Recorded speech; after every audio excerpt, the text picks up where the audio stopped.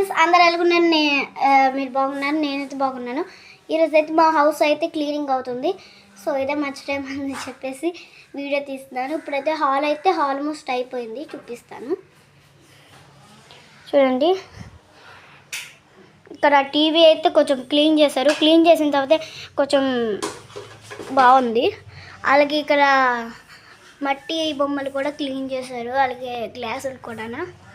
So తర్వాత అయితే వచ్చేసి సామాన్లు అనమాట. సామాన్లకి మేము కడగలేదు, ఎందుకంటే మాకు మైల్ కదా.